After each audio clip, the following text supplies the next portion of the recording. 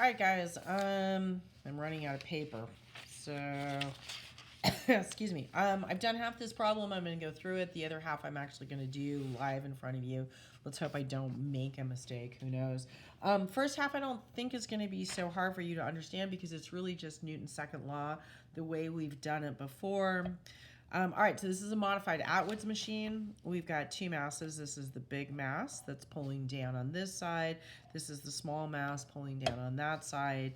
And just when we look at this, we know right away that there's going to be an acceleration in the system. And we can predict that the acceleration is going to be in this direction because this is a bigger mass. How do I know? Okay, there's a capital M, but the other way I know is I can go and look at the masses. And I can see that there's going to be more tension in this string than this string. And so the object is going to accelerate towards the big M. All right, so our free body diagram is going to look like this. We've got the mass pulling down. This is the weight pulling down and the tension pulling up. And because I can predict that the acceleration is going to go down, I'm going to make my coordinate system with a positive y in this direction. So this is uniform accelerated motion. So the sum of the forces, this is mass times acceleration.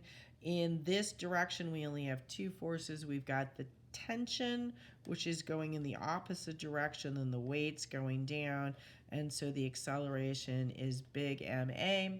On the other side, we've defined a coordinate system going in the opposite direction. Remember, we've made a prediction that this is going to accelerate up. And so because of that, we've got the tension is pulling up and the weight of the smaller mass is pulling down. And so tension minus the weight of the mass is going to equal the acceleration of the system. And I didn't do this live for you guys because I figure you probably understand how to do dynamics problems. I will do the other side for you live. All right, so as we go through here, again, here's our two equations. So mg minus T1 is equal to MA, right? And then tension 2. And I've labeled these tension 1 and tension 2. Why? This is actually going to be important when we think of the other system. What we do know is tension along a string like this will be the same. So tension 1 is going to equal tension 2. But this will be important when we're thinking about torque on the other side. Okay, so if we add these together, these are going to cancel, and we get big mg minus small mg equals big ma plus small ma. Again, this is a modified Atwoods machine. We've done this a lot. We can rearrange the formula for acceleration, and what do we get? We get the acceleration is equal to the difference in the masses times gravity divided by the addition of the masses, okay? If you think about it, that's because we're having to move all that masses. Where's the pulling in all of this? Good question. If we're being true to the problem, we probably should have added a third mass in there. But when we looked at this through the dynamic lens, we assumed that there wasn't a mass. So if we do it without the mass of the pulley, we get 2.72 meters per second squared. If we wanted to be true and add the mass of the pulley into the system, so the pulley itself, see here we've assumed it to be massless, okay? That's the way we used to do it. Obviously we know that's going to be less. If we actually wanted to go back and do the problem with the mass of the pulley in there, well, the mass of the pulley is 2 kilograms, and that would change this. I did not ask you to think about the mass of the pulley, but if I do that, then what am I doing? I've got, let's see, 11 kilograms.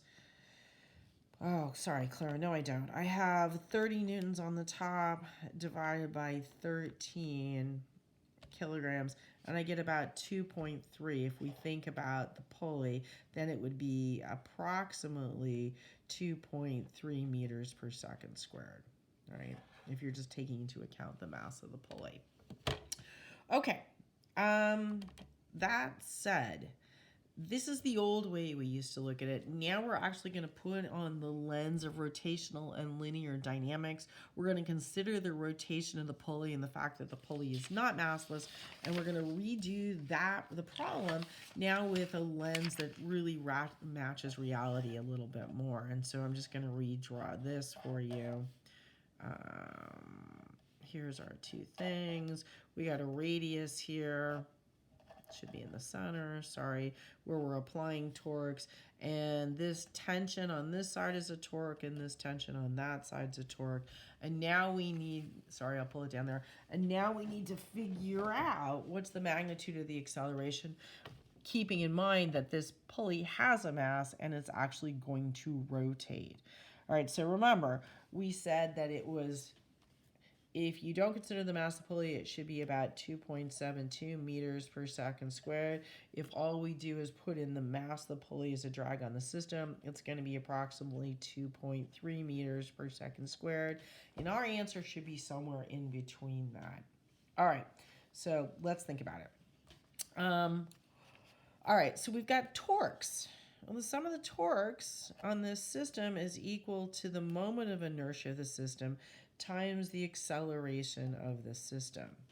And while these are two masses which act as point masses of the system, and yes, we could figure out the moment of inertias in them, for this moment in time, we're not going to do that.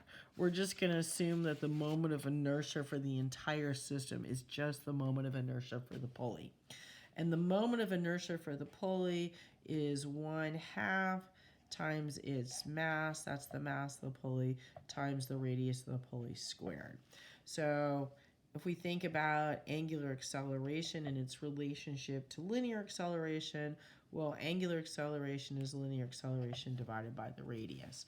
So this side of the problem, the sum of the torques then, is really equal to, sum of the torques is really equal to 1/2 mass of the pulley times the radius of the pulley squared times linear acceleration times the radius, and we can cancel those. All right.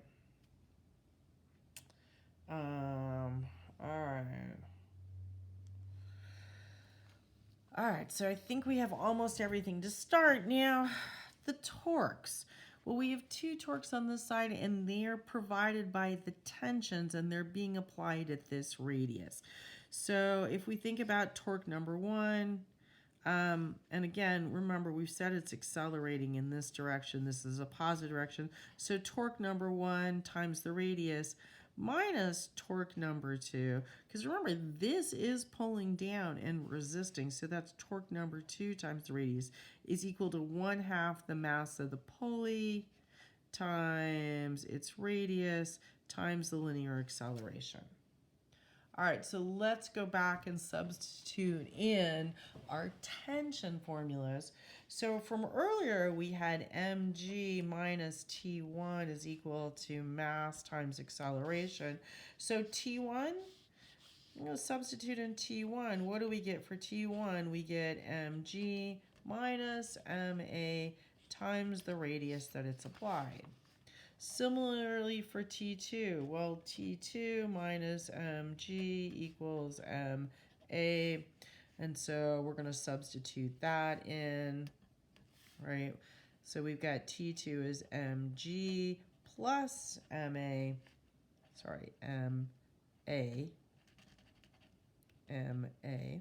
and that's times the same radius, and that equals 1/2 the mass of the pulley times the radius times acceleration. All right, so radius goes away because it's the same radius.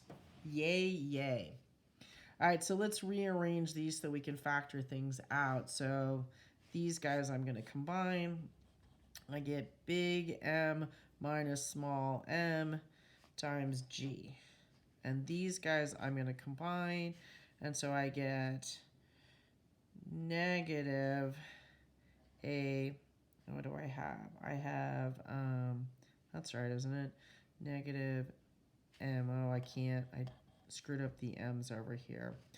All right, so I have negative a, so this would be m plus m.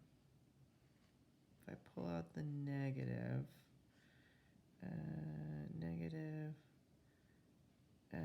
I can do this, plus, that would be small m minus big M equals 1/2 MP.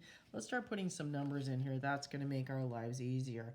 So this is 7 kilograms minus 4 kilograms, minus 4 kilograms times G. So that simplifies down, this whole thing simplifies down to 30 newtons. This is plus A. All right, so did I make a mistake here? Let's see, this is minus M minus a minus. So minus a minus is a plus. So this is 11 kilograms equals 1/2 times 2 kilograms times A. So this factors down to 1 kilogram. So I've got 30 newtons. Let's move this to the other side. Equals 10. Oh, did I make a mistake? Equals 9. No, equals 10A. Let's think about whether or not I made a math mistake here. Minus A, minus A. This would have been minus. This would have been minus. So that would be 12A. That's where I made a mistake. I knew something was wrong. And so the acceleration will equal 30 kilograms times meters per second squared divided by 12 kilograms. I forgot the kilograms here. I gotta bring this down. So 12 kilograms. All right. 30 divided by 12. And so we get 2.5 meters per second squared. 2.5 meters per second squared. All right, let me just go back and make sure I didn't make a mistake. That's right. This is minus and minus. So that would have been minus the A in front, which would have given us a positive. So we give us minus 11, so we move it on the other side of 12. Yeah, that sounds right. All right, I hope that helps. And you can see that it's somewhere in between the two numbers from above, but it's definitely less than the number when you don't take into account the pulley. Thanks, and I hope that helps.